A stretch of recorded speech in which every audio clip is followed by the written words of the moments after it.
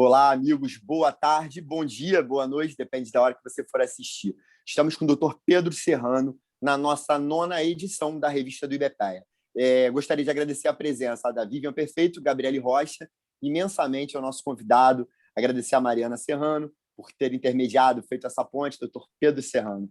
Vivian, por favor, pode apresentar o nosso convidado de hoje? Claro, com muita honra. Estamos aqui hoje com o Dr. Pedro Serrano, graduado em Direito pela PUC, mestre em Direito pela PUC, doutor em Direito pela PUC, com pós-doc realizado no estrangeiro, mais de um pós-doc. O Dr. Pedro Serrano é advogado, é sócio do escritório de advocacia Teixeira Ferreira e Serrano, Advogados Associados, e é professor. Olha, muito obrigado pelo seu tempo, estou ansiosa pela nossa entrevista. Obrigado, Vivian. Nosso querido professor, Dr. Pedro Serrano, antes de eu transmitir a palavra para a sua apresentação, eu já queria lhe deixar uma pergunta. Com base no que a gente estava conversando aqui nos nossos bastidores, a gente tem observado no IBPEA uma percepção que o mercado da advocacia mudou. Pode ser que a gente faça um recorte que ele tenha mudado nos últimos 30 anos. E aí isso pode ser como um marco, a Constituição de 88, e a década de 90 com o avanço do modelo neoliberal que chega no Brasil também. No início da década de 90, parece que nós temos 200 faculdades de direito, no final a gente vai para 600 a 800 faculdades. Dentro desse movimento também, a gente vê a instalação dos escritórios chamados full services, que são escritórios de grande porte, e eles servem como modelo de percepção para a advocacia e como qualidade de advocacia. As carreiras públicas elas estão no auge, são super badaladas, mas, ao mesmo tempo, você tem um histórico dos grandes advogados advindos e egressos dos pequenos escritórios, Sobral Pinto, grandes nomes que sempre fizeram suas histórias nas suas pequenas bancas. Mas a reformulação do mercado da sociedade de consumo vem também para os escritórios de consumo que observam esse tipo de entrega para essa comunidade. Doutor Pedro Serrano, dentro desse aspecto, a advocacia de pequeno porte ela começou a oscilar. Na década de 90 vem o exame de ordem, em 95, e a partir disso a advocacia fica sem se entender, a advocacia de pequeno porte. Aonde eu estou? O que eu devo ser? E aí a gente constata, quando a gente começa a refletir sobre o tema, que somos a maioria dos inscritos na ordem. Então, assim, professor, o que o senhor acha que a advocacia, como o senhor acha que a advocacia caminhou nesses últimos 30 anos? Observando como mercado, como gestão, como qualidade, como ensino. A pergunta é um pouco ampla, mas eu acho que cabe para a gente fazer essas elucubrações iniciais, professor. Seja bem-vindo e muito obrigado. A primeira mudança grande que houve foi no sentido da natureza do próprio sistema de justiça brasileiro e aí influenciando tudo, né? É a chegada da democracia. A democracia constitucional, quando chega ao Brasil em 88, que consolida o fim da ditadura militar, ela traz uma alteração muito grande no mercado. Porque, primeiro, na época do regime militar, praticamente não havia direito público, no sentido prático, porque é natural de um sistema autoritário não admitir limites e questionamentos ao poder. E o direito público é uma área, vamos dizer, eu estou aqui incluindo o direito administrativo, direito constitucional, tributário, direito penal, etc. Direito penal havia, mas no sentido dos crimes comuns apenas. Vamos dizer assim, é uma área, o direito público, que limita o poder do Estado, que estabelece normas limitadoras do poder do Estado. Então, é evidente que não era um ensino privilegiado. Eu, graças a Deus, fiz parte de uma universidade, a PUC de São Paulo, que até como uma forma de resistência à ditadura, a Faculdade de Direito da PUC de São Paulo estabeleceu o ensino de direito público ainda durante a ditadura, o que fez ela estar na frente quando surge a democracia. Se colocou como talvez a principal formadora no Brasil de profissionais na área de direito público, no seu mestrado, doutorado, etc. E até hoje é uma área muito forte dentro lá da faculdade. Eu leciono lá desde 87, comecei a tomar aula lá em 81.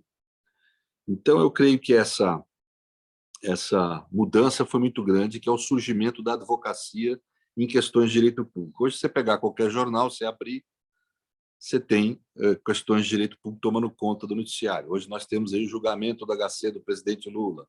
É uma questão de direito público. Ou seja, você tem o direito público tomando conta do ambiente da advocacia, das grandes questões. Eu aproveitei essa onda na minha época, era um recém-formado, tinha sido, logo que eu me formei, entrei para procurador de Estado, fui para um cargo político, as tantas abandonei um cargo de confiança, abandonei tudo e fui advogar. E quando fui advogar, tratei de exatamente buscar essa nova onda, que era o direito público da democracia, e criei um escritório especializado voltado à área empresarial. E foi um grande acerto, eu como sócio, foi um grande acerto nosso, era um escritório mínimo, pequeno na época. E nós tivemos grande crescimento durante um tempo relativamente bom, porque crescemos em razão de ter identificado uma área que praticamente não havia profissional. O especialista em direito administrativo, ele normalmente era formado na época do regime militar para ser funcionário público, ser procurador, tal. Não havia área empresarial porque as questões eram decididas pelos generais, não pela justiça ou pelo direito, né? Quando surge a democracia, surge um mercado, que é o do direito público empresarial. Então, a primeira coisa que eu queria falar, a gente está sempre tem que pensar numa regra básica de mercado. Enquanto todo mundo planta laranja, você tem que plantar abacate, né? Ou seja, a saída inicial para qualquer escritório pequeno ou iniciante está em descobrir um nicho de mercado que tenha pouca competitividade. Dizem para nós que o capitalismo é competição. Não é verdade. O capitalismo é criação, né? O capitalismo é inovação. Você ganha dinheiro na inovação, não competindo. Competindo vai aviltar o teu padrão de ganho. Então, o primeiro elemento é buscar uma área de inovação. O segundo elemento está no elemento educacional. Nós temos, desde muito tempo, uma desvalorização, décadas, 3, 4 décadas. Se iniciou no mundo uma desvalorização da área de humanas, vamos dizer, perdendo na área, procurando esmaecer na área de humanas a dignidade teórica desse segmento de conhecimento e transformando aquilo numa tecnologia. Hoje você vai em qualquer faculdade de ciência política, você tem técnicas, o ensino de técnicas para saber fazer pesquisa eleitoral e não teoria política no sentido mais amplo. Faculdade de Direito mais intensamente. Com o surgimento dos concursos públicos, do exame da OAB, nós passamos a ter um ensino jurídico estandartizado. Isso atende tanto a demanda de serviço público quanto a demanda de mercado, do capitalismo em geral, do mercado, né? Quer dizer, que busca tecnologia.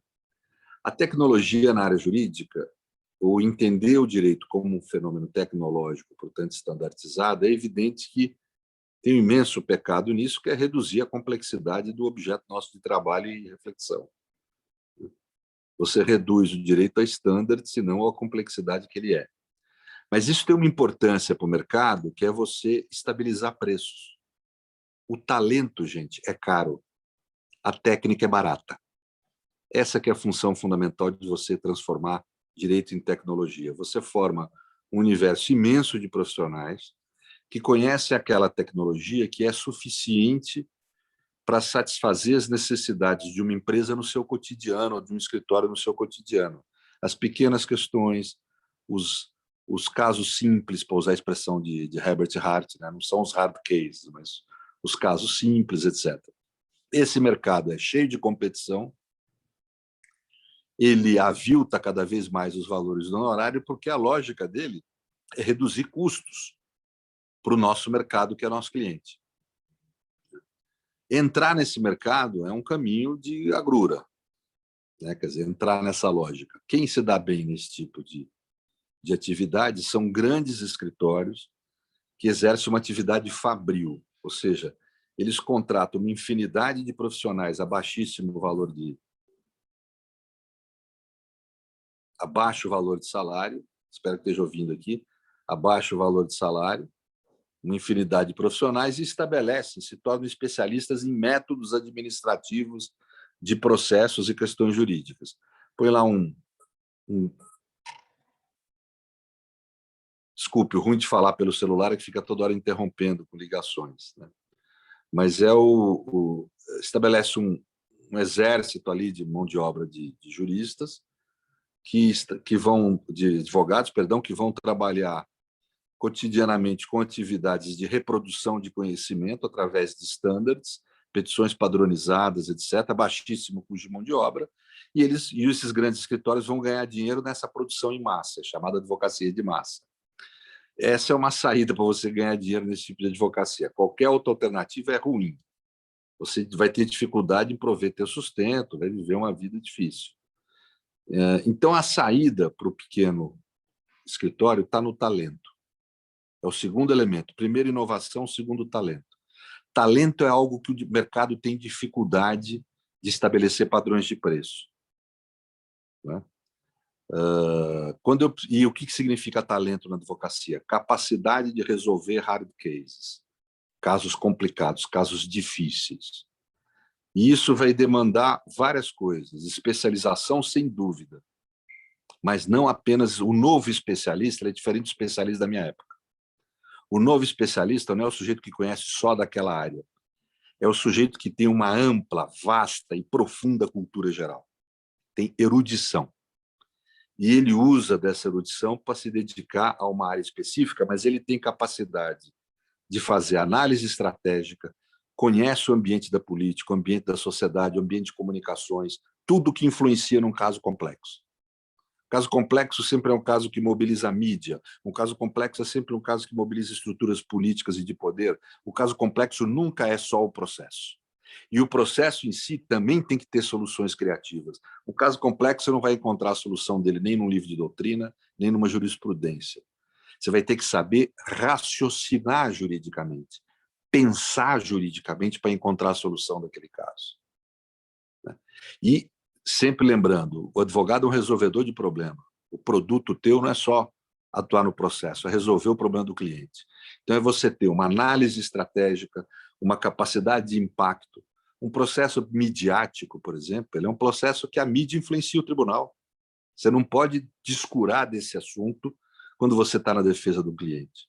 Portanto, você tem uma capacidade de análise estrutural da sociedade, entender como ela funciona, entender quais são as relações de poder e de disputas no ambiente social, é extremamente relevante para você ter um bom desempenho na advocacia hoje em dia.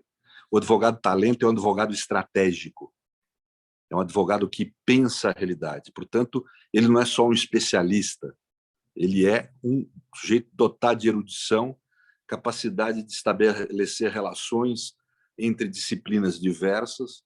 Ele é um sujeito que conhece muito de várias coisas. Antigamente, o especialista era o cara que conhecia muito de uma só área. Hoje, o especialista tem que ser o sujeito que conhece muito de várias áreas. Ou seja, há um esforço muito maior de erudição e estudo. E isso começa desde a faculdade. Faculdade de Direito está cada vez mais, eu vejo isso que eu dou aula em Paris, tenho dado aula como visitante lá, fiz pós-docs em Paris, em Portugal, na Europa, tenho dado palestra nos Estados Unidos. As grandes universidades do mundo, cada vez mais, elas voltam a ser centros de erudição, centros de leitura, tudo aquilo que o aluno de direito hoje em dia não gosta. Ela deixa de ser um aprendizado de dogmática no sentido mais estandartizado e mais reduzido e passa a ser um centro de produção e ensino teórico, no melhor sentido que a palavra teórico tem. Tenho um receio que aqui no Brasil o nosso sistema de ensino esteja cada vez mais se voltando a produzir mão de obra tecnológica.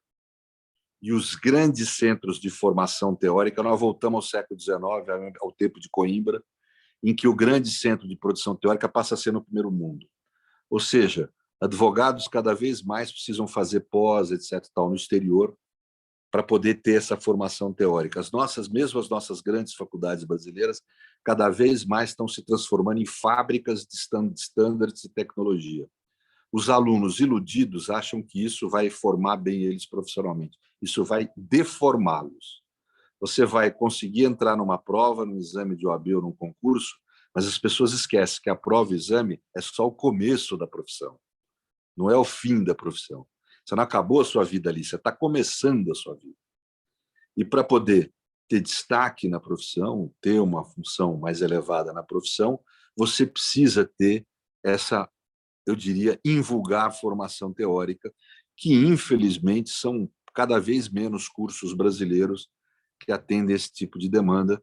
A tendência no mundo, viu? Isso é uma tendência mundial, não é só do Brasil, é haver centralização em alguns países de primeiro mundo, da formação dessa mão de obra mais teórica, né, mais consistente, mais erudita. E aqui no Brasil, sobrar o resíduo de formar educacionalmente mão de obra tecnológica. Essa é a tendência, não quer dizer que vai acontecer, até porque somos seres humanos e podemos mudar o curso da história. Agora, resta, por fim, dizer que a formação jurídica é uma formação mais individual do que coletiva, ou seja, ela se dá mais no teu estudo pessoal do que na universidade. O importante da universidade é ela servir como um bom roteiro de leitura. O bom professor não é o professor didático, você não está no colégio. Você está numa universidade. Não é importante que o professor dê uma aula agradável, que te faça rir, que faça um show, como muitas universidades vendem. Isso é engodo. Eu leciono no exterior, sei exatamente o que eu estou falando. O bom professor universitário na Faculdade de Direito é o professor que serve um bom roteiro de leituras. Nós temos hoje um impressionante número de edição e de livros à disposição do profissional. Ele precisa de uma orientação do que ler, porque é inumano o ser humano ter tempo de ler tudo, por exemplo, que é produzido sobre direito administrativo ou direito penal no mundo. É impossível. Ele precisa hoje de um roteiro, de uma orientação. Portanto, ele precisa de um professor erudito que possa dar orientação de leitura para ele. Você não gosta de ler e quer fazer direito? Vá fazer outro curso. É melhor para a sua vida. Só tem chance no direito aquele que se dedica ao estudo teórico, aquele que se dedica à erudição. Cada vez mais vai ser isso. Cada vez mais essa mão de obra tecnológica vai ser substituída por inteligência artificial. O que a inteligência artificial não vai ter condição de substituir é essa compreensão erudita, sofisticada de mundo. Isso é muito difícil a inteligência substituir, é esse talento que eu chamo. Portanto, esse talento, ele que é muito mais de esforço do que de sorte, né? É muito mais de virtude do que de fortuna, né? Esse talento, ele é insubstituível. E é isso que os jovens e os iniciantes têm que buscar alcançar. E para isso é muito esforço, muita leitura, muita erudição, muito tempo gasto de diversão, de outros prazeres da vida dedicado a isso por um longo período, eu diria quase pela vida inteira, né? Portanto, tem que ser alguém, o profissional do direito, vocacionado. E vocacionado significa o quê? Que ele tenha gosto nessas coisas. Eu vejo cada vez mais profissionais de direito que têm gosto de ter um Porsche, ter um bom apartamento no Leblon, nos Jardins. Isso todo mundo tem gosto para isso. Agora, para você chegar lá, você precisa cada vez ter gosto pela leitura, gosto pelo ensino teórico. Esse vai sobreviver no mercado, vai se dar bem e pode se dar bem tranquilamente no escritório de pequeno porte. Eu até recomendo o escritório de pequeno porte. Cada vez mais as grandes empresas, eu só atuo com empresa grande, as grandes empresas procuram boutiques, escritórios pequenos, com gente de primeira qualidade, com serviço mais personalizado, né? E vão procurar grandes escritórios que produzem advocacia no plano tecnológico para atender sua demanda diária. Os grandes causas, os grandes honorários, vamos dizer, tudo aquilo que a gente quer fazer quando a gente advoga, está cada vez mais direcionado a pequenos escritórios com alta capacidade de produção de conhecimento. Então, acho que a pequena advocacia, a média, é o futuro da advocacia, só que não qualquer advocacia. Uma pequena e média advocacia extremamente talentosa, inovadora e qualificada em termos de erudição e teoria. São chamados escritórios boutiques, que se fala no mercado. Professor, antes de passar para a Vivian, é você, né? Sim, sou eu. Antes de passar para a Vivian, professor, a gente estava falando sobre... Eu adorei essa abordagem, falou da questão da inovação, do talento. Não sei se ficou faltando uma, não sei se falou que seriam 3, mas eu queria te trazer um outro ponto. Nas aulas das subseções, a gente vê muitos colegas que já passaram por essa deficiência da formação acadêmica. E aí a gente tenta olhar para o BPAE não só para o ingressante no mercado, para o entrante que vem da academia, é aquele que já está no mercado e precisa se reestruturar. Tem oportunidade para que a gente repense a nossa carreira e se reconstrua? Desculpa, Vivian, você é que me deu essa vontade de fazer essa pergunta, perdão. Não, claro que tem, só que a pessoa tem que entender que isso não se faz num cursinho. Existe gente que sente esse mercado, gente que precisa de se reformular e se reconstruir. Então, você tem um mercado de educação jurídica, provedores de serviço de educação jurídica que procuram suprir isso com cursos de especialização. São úteis? São, se forem de qualidade. Mas a grande mudança que a pessoa tem que fazer é íntima. É resolver se dedicar ao estudo teórico, à erudição, à leitura, né? E aí sim buscar boa orientação para isso, né? Mas eu acho que tem que ter antes essa disposição íntima. Não adianta achar que você vai lá passar num curso 3 vezes por semana, de 2, 3, 4 horas, e com isso você vai adquirir o que você precisa para se reformular. Não, você tem que ter uma dedicação diária. Reservar uma parte, não é para leitura, é para estudo. Estudo é diferente de ler. Você tem que reservar um mínimo aí de 2 horas diárias todos os dias da sua existência para estudar. No começo, mais tempo. Você vai ter que ter aquela base de aquisição. A advocacia quer cada vez mais estudo. Sentar a bunda. Eu costumo fazer assim, eu sento numa cadeira desconfortável, numa mesa, para não ter o relaxamento que a leitura te dá. Estudo não é relaxamento, estudo é disciplina, e me dedico com foco. Foco é difícil adquirir, hábito de leitura é difícil, mas com o tempo você adquire. E você se dedica a estudar aquilo por um determinado período, né? É preciso o advogado hoje, na advocacia das constituições rígidas, que é a advocacia do pós-guerra, o advogado tem que ter uma excelente formação em filosofia moral, teoria do Estado e teoria política como um precedente da formação jurídica dele. Ele só consegue compreender o direito do pós-guerra se ele tiver antes essa formação. Não é à toa que as grandes universidades do mundo, você pode pegar de Harvard e MIT, elas têm uma pré-formação humanística antes de iniciar o curso de direito. São 2 ou 3 anos que o indivíduo faz para suprir qualquer falha do colegial, do ensino médio, na área de humanas. Infelizmente, no Brasil, nós temos um ensino médio pouco dedicado à área de humanas, muito dedicado à área biológica e exatas, numa má compreensão do que seja o saber, e o sujeito chega com um conhecimento deficiente na faculdade. Então, a primeira tarefa do aluno é suprir essa deficiência. É ele, além de estudar as matérias da faculdade, buscar estudar filosofia política, pelo menos, e moral, né? Teoria política, teoria do Estado, história do direito e história política. São matérias fundamentais. Procurar estudar teoria da linguagem também. O nosso instrumento é sempre teoria, ou semiótica ou linguística, é importante estudar. Então, esse tipo de conhecimento prévio ele é necessário. Se você está com 50 anos e não teve ainda, tem agora. Eu fui fazer isso tarde na minha vida também. Quer dizer, tem agora, passe a estudar agora, não tem idade para essas coisas. Mas é importante ter uma boa formação em erudição pré-jurídica. Porque quando você foi interpretar na Constituição o que é o direito de igualdade, o que é o direito de liberdade, num caso complexo, não vai ser aquele estandartezinho que você aprendeu no cursinho. Direito de igualdade, tratar de forma igual aos iguais, no limite da sua igualdade. Não é isso. Você vai ter que aprender uma tradição da ideia de igualdade na modernidade que vem pelo menos desde a época das guerras religiosas, do século XVI. E por que é importante essa tradição? Porque ela que foi construindo o sentido do que está hoje na nossa Constituição. E para mim não ter uma interpretação arbitrária da Constituição, eu tenho que interpretar segundo essa tradição.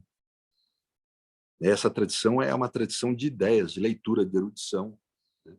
Então, não adianta querer achar que direito é um problema simples, direitos são fenômenos complexos, em que você precisa estar disposto a dedicar um imenso tempo da sua vida a essa formação. Então, não adianta só fazer o cursinho, não tem saída mágica, não tem bala de prata. É uma intensa dedicação. Se você não está disposto a isso, procure adotar uma profissão, vamos dizer, paralegal. Vai ser um administrador de empresas, tem gente que ganha muito dinheiro com isso. Dentro de um escritório, numa estrutura maior, vai desempenhar uma atividade mais comercial. Tem muitos advogados que se dão muito bem com isso, né? Mas não vá procurar ser o núcleo de inteligência do escritório. Você não tem formação, você não serve para isso, você pode ter outras funções importantes. Procure se aliar com alguém, ter como sócio alguém que tenha capacidade de desenvolver essa atividade de inteligência. Existem caminhos que a vida sempre abre. Mas para você, individualmente, estou falando aqui com gente que quer saber de formação. Estou falando aqui talvez até mais como professor do que como colega. Mas é efetivamente você ir à faculdade atrás de boa formação teórica e depois suprir isso com estudos. Quer dizer, direito é uma atividade de estudo, é uma atividade essencialmente teórica, né? Quando você pega o caso, você não está pegando o fato já ocorreu. Você só vai trabalhar com linguagem do fato. O depoimento não é o fato, o depoimento é uma versão do fato. O direito, a prova, o documento é uma versão do fato, né? Você só trabalha com versões, você só trabalha com linguagem. Direito é uma profissão que se esgota na linguagem. Por isso que é uma bobagem falar que é uma baita distinção entre teoria e prática. Não. Teoria e prática são estágios diferentes da linguagem. Você precisa conhecer todos para você ser um bom profissional. Excelente, professor. E é muito interessante, né, Vivian, antes de passar para você, do que a gente conversa muito, achando que as soluções, às vezes, estão só no campo da formação tecnológica, e aí não digo só no tecnicismo jurídico, mas na formação tecnológica para o melhor desenvolvimento da divulgação do seu escritório, da formação de gestão do seu escritório. Na verdade, é íncito ao advogado esse querer aprender, senão a gente não vai conseguir esse desenvolvimento e essa distância de carreira. Somos 1,5 milhão de advogados, né? Uma concorrência acirrada, né? Vivian, por favor.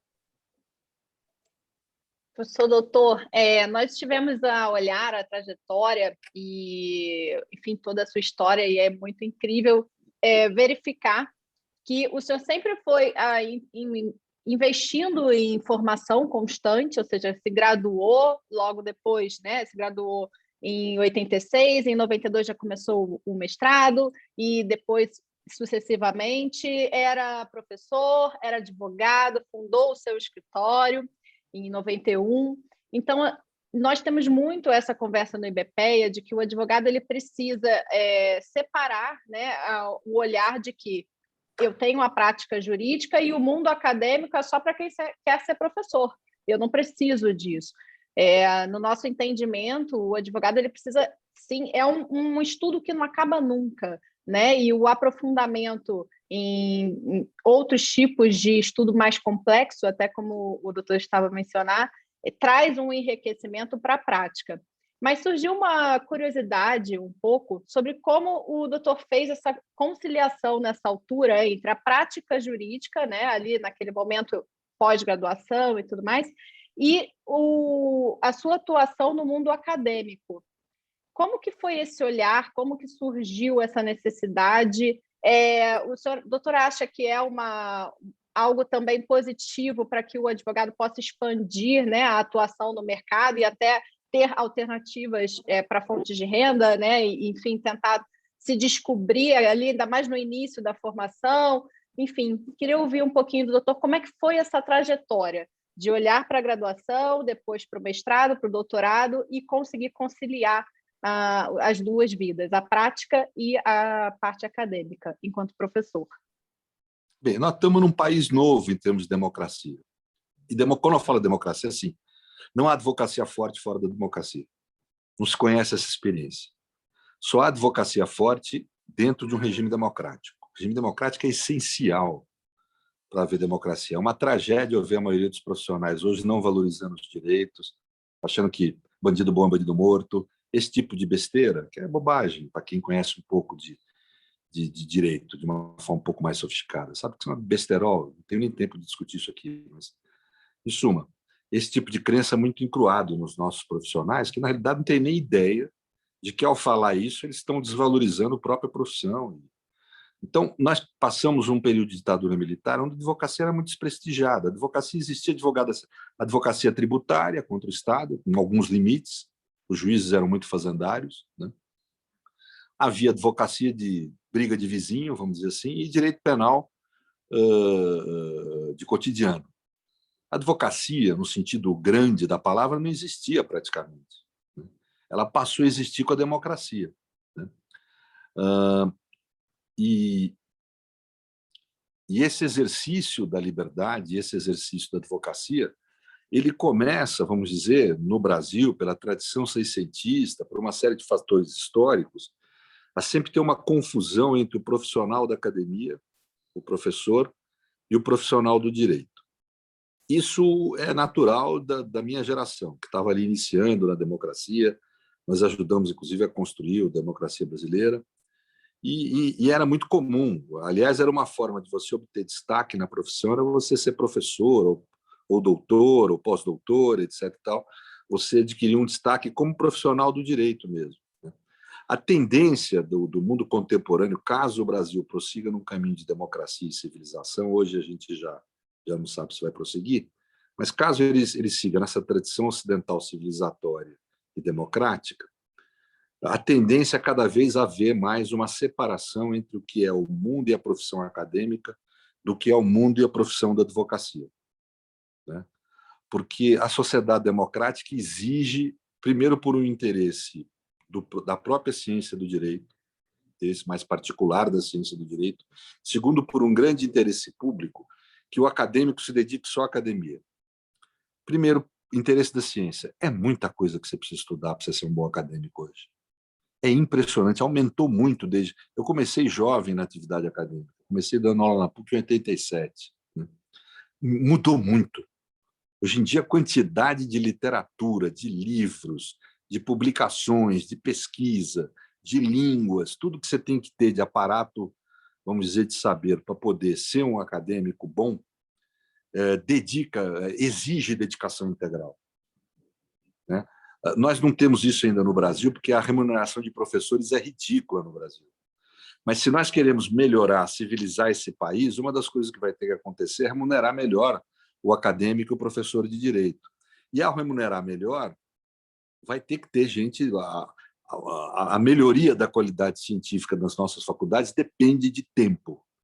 O profissional acadêmico tem que ter tempo para estudar, tempo para se dedicar. Não dá para ele se dedicar à advocacia, se ser objetivo, ou a ser promotor, ou a ser juiz. Não dá. Hoje em dia é impossível, pelo volume de conhecimento que um bom acadêmico tem que ter, pelo número de coisas que ele tem que ler toda semana, que ele tem que estudar, as pesquisas que tem que fazer, os artigos que tem que escrever. Hoje, no Brasil, a realidade é que a vida do acadêmico é uma matação. Ficar matando, ficar arrumando gambiarras, ficar enganando.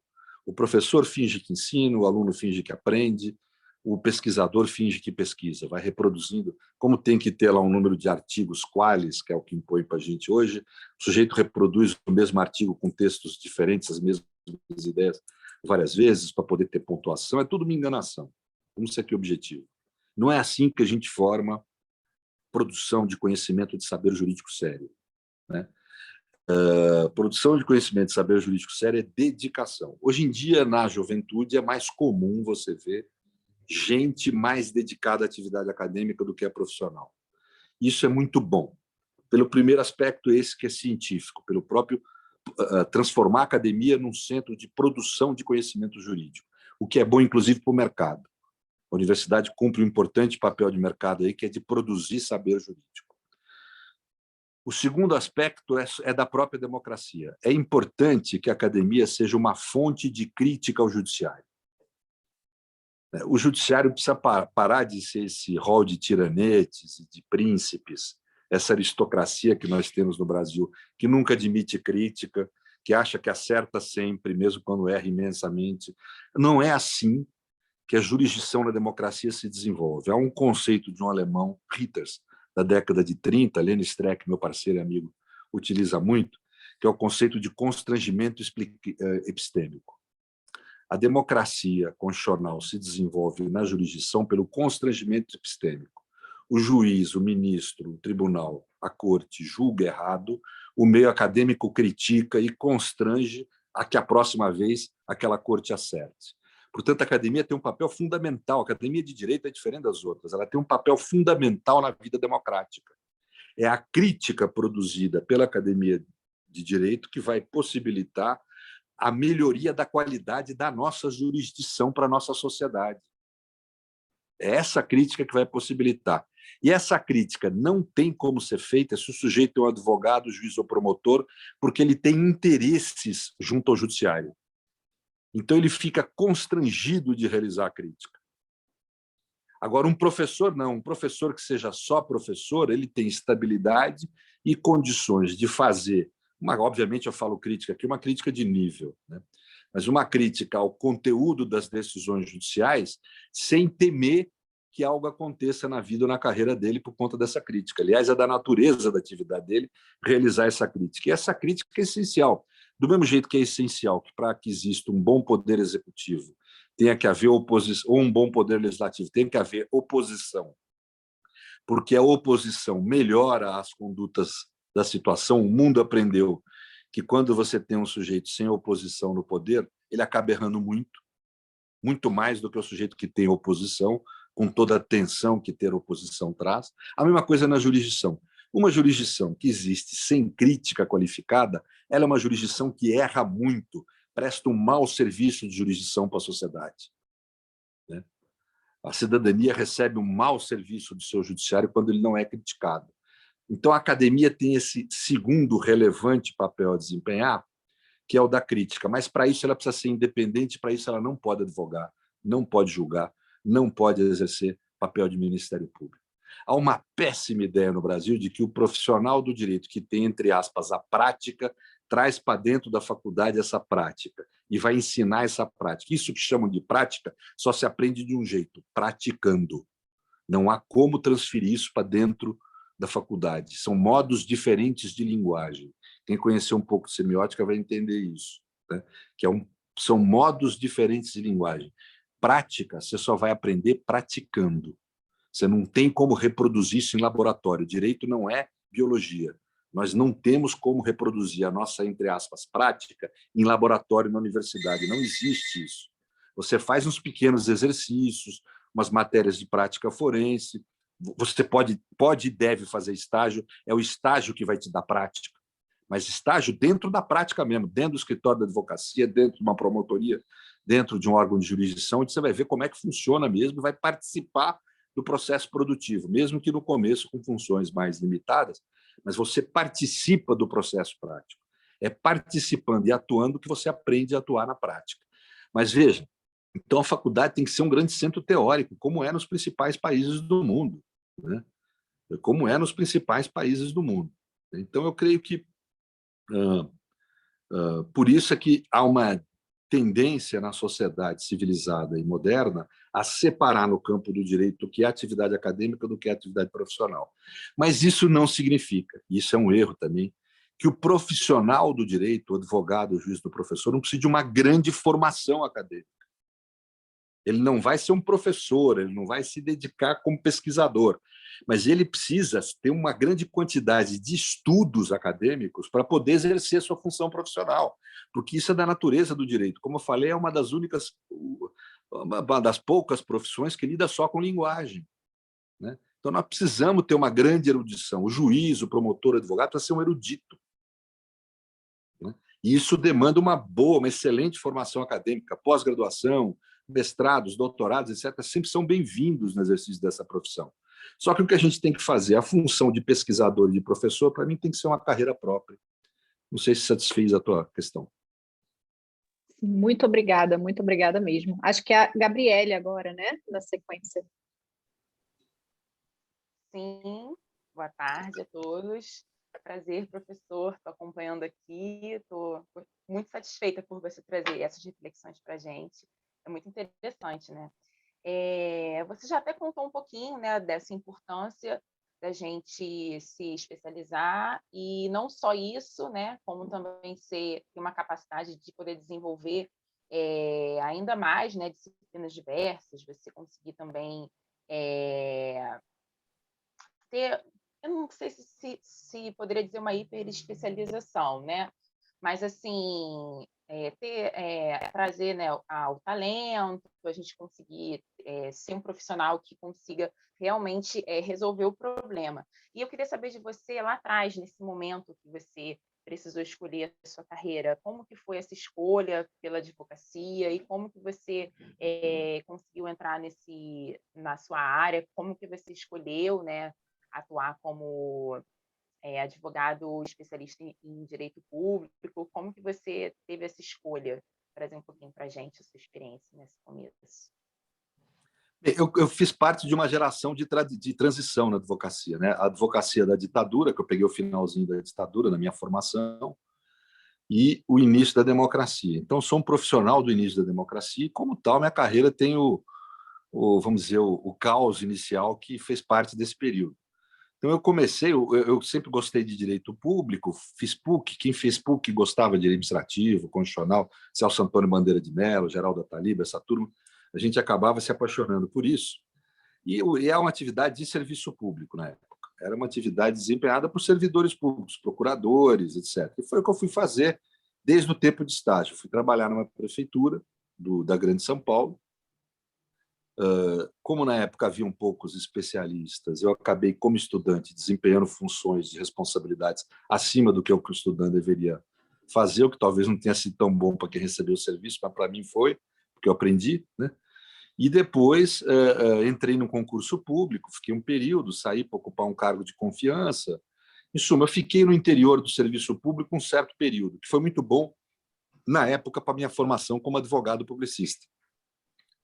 E depois fiz uma jogada ousada, vamos dizer assim. Mesmo tendo filhos, na época, tive filhos muito cedo, eu resolvi arriscar num escritório de advocacia que foi, se não o primeiro, um dos primeiros, talvez o primeiro a especificamente ser vocacionado ao direito público empresarial. Ou seja, que depois mudou os nomes, virou direito regulatório. Mas, assim, uma ideia de você ter direito administrativo e constitucional voltado para a área de empresas. E isso deu muito certo. E, no começo, porque havia uma demanda de ações, medidas questionando contratos públicos, etc., e depois pelas privatizações do governo Fernando Henrique, que gerou um grande mercado. E eu acabei, então, portanto, tendo uma escolha correta, eu diria, né, e um risco correto. Advogar é empreender. Empreender é uma atividade de risco. Advogar é uma pequena empresa. Você tem que empreender e tem que tomar risco, não tem jeito. Né? Se você ficar esperando um momento confortável para largar o teu emprego, para começar a advogar, você não vai largar nunca. Sempre é um desconforto. Né? Sempre é um desconforto. E nisso você vai ter que contar com a tua capacidade, o teu talento, né? Talento entendido aqui como erudição, como estudo, como eu falei, né? E, por outro lado, com sorte. Maquiavel já falava em relação ao poder político, isso serve para a vida. Né? Eu diria que, do mesmo jeito que ele vê que a política é a junção da virtude, que é a virtude, esse talento, com a fortuna, que é a sorte. Isso serve para a vida. A vida, de certa forma, é a junção. A vida profissional é a junção da virtude e da fortuna, da virtude, do talento com a sorte. Se você não tiver sorte, você não vai ter jeito, mas aí é da vida, é uma coisa que você não controla. Existe, a gente chama de sorte, são os elementos incontroláveis da existência, que não estão sujeitos ao teu controle. A maturidade te ensina que muita coisa na vida da gente não está sujeita ao nosso controle e que a gente tem que se pacificar face a isso, não ficar desesperado. E, por outro lado, existe o que você pode controlar, é a tua virtude. Ou seja, o teu estudo, a tua erudição, a tua capacidade, a tua dedicação, o teu trabalho. Então, se empenhe nisso, porque o resto não depende de você.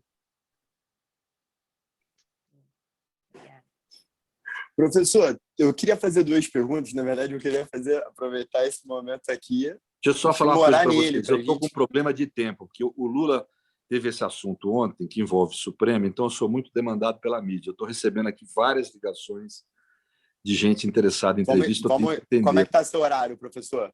Vamos encerrar em 10 minutinhos, então? Mais 5 minutos, e aí a gente... Mais 5 minutinhos? Encerra, então, professor, posso fazer a última pergunta? Então, a gente já finaliza? Professor, o que eu queria saber, eu queria ficar mais tempo, mas já é um grande passo para a gente, um grande acúmulo para o IBCAE. Eu queria trazer dois assuntos para a gente. Quando o professor fala sobre essa utilização da advocacia como um trabalho tecnológico, né, dos pequenos escritórios estarem numa cadeia de produção, é possível a gente culturalizar também pessoas que não tinham acesso ao judiciário, não só, né? Então, as pessoas, porque antigamente a advocacia era uma coisa voltada muito para a elite. Eu vejo uma questão mais linear. O advogado de pequeno porte, ele pode se comunicar mais com os jurisdicionados na questão tanto de culturalizar o mercado, para haver como a Vivian fala muito que em Portugal as pessoas consultam, pessoas físicas, naturais, consultam o advogado para poder fazer uma leitura de contrato, isso é um novo mercado que se estabelece. O professor vê que isso também é um desenvolvimento que a gente possa trazer para o nosso segmento dos pequenos escritórios, nós não ficarmos tão pendentes dele. E, professor, por último, só queria saber a sua opinião. Uma moratória para que a gente não tenha mais novas faculdades por enquanto, como aconteceu no CFM, uma moratória para que não haja a inscrição de novas faculdades de direito. Faz sentido isso para conter um pouco a concorrência? Como uma cláusula de barreira? Desculpa, professor, as duas perguntas, mas só para... Vamos lá. A primeira questão que você faz é muito importante. No fundo, como tudo, ela diz respeito àquilo que os advogados hoje são muito alienados. Ela diz respeito a como funciona o nosso Estado. Nós somos profissionais do Estado, advogado. Nós atuamos junto a órgãos ao judiciário, né? Seja mesmo quando damos consultoria para contratos, estamos prevenindo disputas judiciais. Então, nós somos advogados ligados ao Estado, ao funcionamento dele. E nós temos um problema essencial na nossa democracia constitucional, é a não universalização de direitos. A maioria do nosso povo conhece o Estado como fonte de obrigação e não como fonte de garantia de direitos. Essa tua primeira questão ela é muito dependente disso. Na medida que esse país se torne mais civilizado, que o common ground de direitos se amplie, né, o solo comum de direitos próprio da democracia, que os direitos se universalizem, que as pessoas passem a exercer mais seus direitos de liberdade, de oposição ao poder do Estado, etc., vai crescer o mercado da advocacia. Porque a ampliação de direitos pressupõe mais advogados para poder resolver os conflitos que essa ampliação de direitos traz, que o exercício dos direitos traz. Então, certamente, se a gente for num caminho de civilização, vai aumentar o caminho da democracia. Aqui hoje nós estamos com perigo, não só no Brasil, mas em outros países do mundo, de novamente surgirem sistemas autoritários. Nós temos um governante autoritário hoje a nível federal.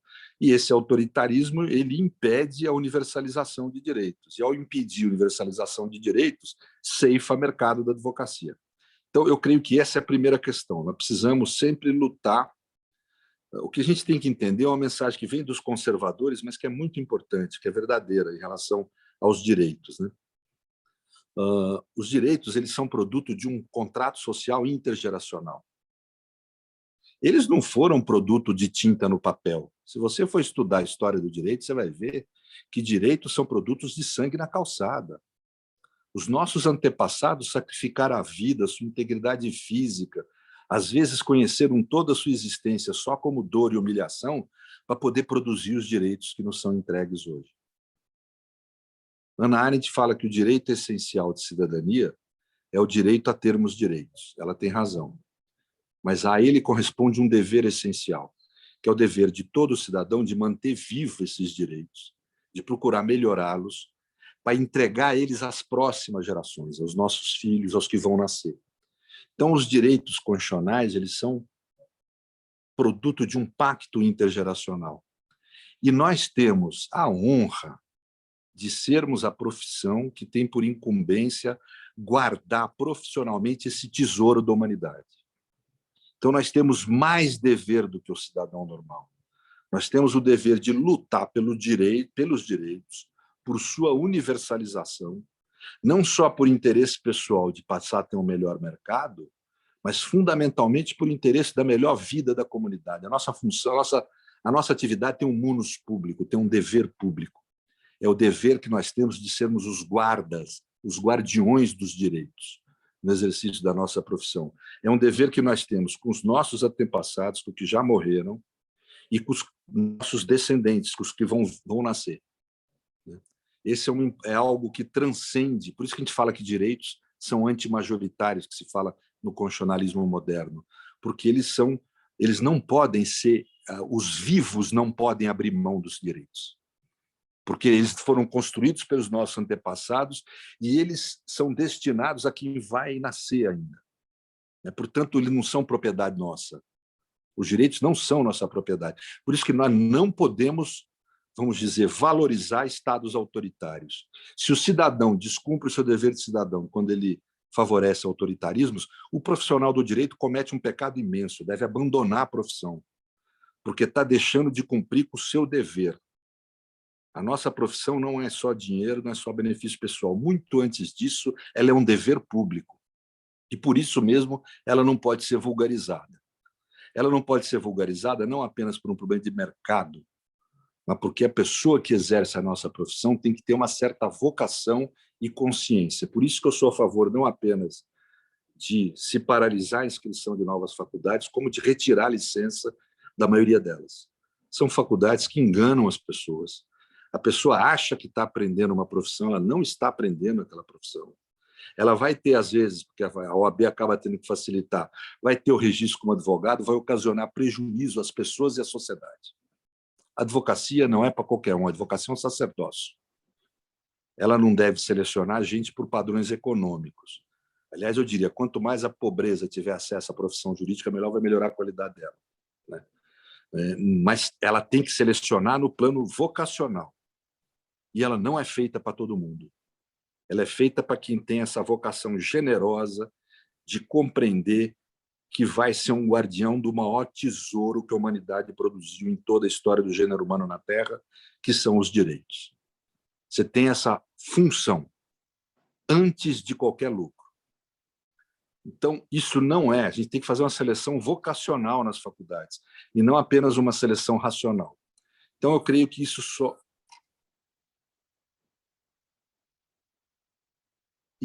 é possível, isso só é possível com um número mais reduzido de faculdades.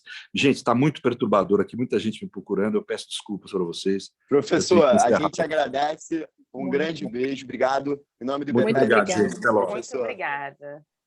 Tchau, tchau. Muito obrigada mesmo. Deixa eu...